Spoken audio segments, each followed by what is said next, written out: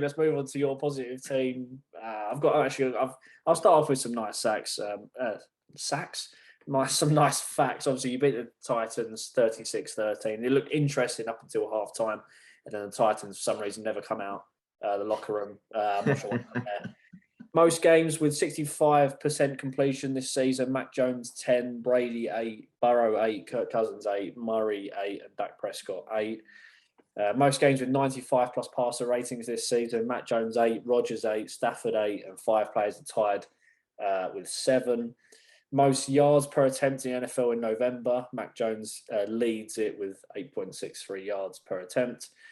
Most games with 100 plus passer rating among first round quarterbacks from the 2021 draft. Mac Jones 6, Trevor Lawrence 0, Zach Wilson 0, Trey Lance 0, Justin Fields 0. So is Mac Jones in the MVP mention or not?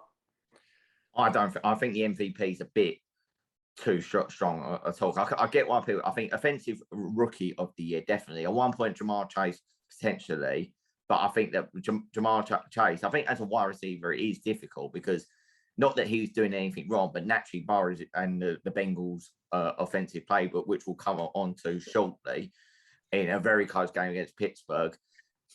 That you will see that, for example, that the Bengals will use other receivers. So Ja'Marr Chase won't necessarily do anything wrong, but they're going to use the likes of Boyd, Higgins, etc., and Uzama as a tight end.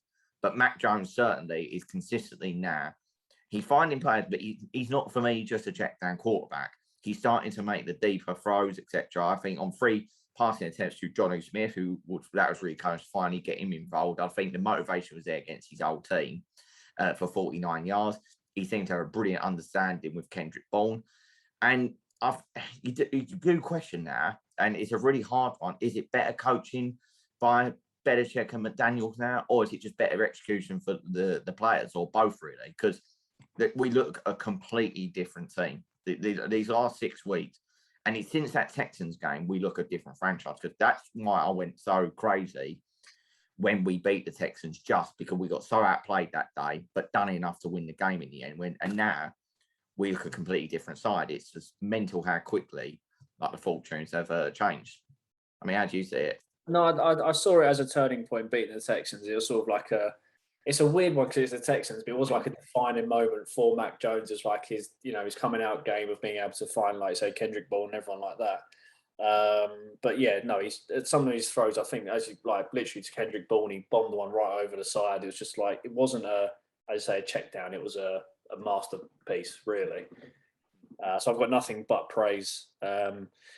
Unfortunately for the New England Patriots, I think they'll take some stopping. I think they will get stopped by the Chiefs eventually, but as it stands, he must be pretty happy right now. It's the highest, I think, points differential as well from scored to conceded. I think it's 194 or 174 or something like that. So yeah, well, I think that's the key thing as well, is that the defense, as I say, I said at the start of the season, my gut feeling was it's a top 10 defense. I think right now it's certainly one of the best, if not the best. It already will be like the Bay, but on form, they're definitely doing that. So I think the linebackers are, as I say, causing all O-lines issues as well. But also, for example, we must not forget is that Tennessee really rushed 300 yards, which is a lot to give up. So that is a bit of a concern. But the fact is when I think it's Hilliard and one of them, where he would look like he was going to do another big rushing touchdown. J.C. Jackson then punched the ball. That could have easily gone out of play, and then Tynes would have recovered it. But then Jalen Mills then had the awareness to then quickly get down on it. And that was the difference on the day, was that Tennessee were in the game for pretty much till the fourth quarter. I felt they were nowhere near as good in the second half, like you said. That from the execution just wasn't there. But different from the Patriots were finishing a drive where it threw field goals, and the Titans then really their run plays, they'll then run the ball down the field, then turn the ball over, and that and the combination of penalties just killed them. So I think Tennessee will be in the playoffs, but you can just see a big game on the road. They didn't show up. And I actually thought Tennessee were awful. I think first half the score flattered them at half time. That big rushing touchdown, weren't it? Yeah, they really didn't. Foreman, was it, who made that one? Yeah, but they really didn't do anything for me. I thought they just looked like a pretty bang average franchise. And then Klaas showed at the end, but it should never have been that close for me.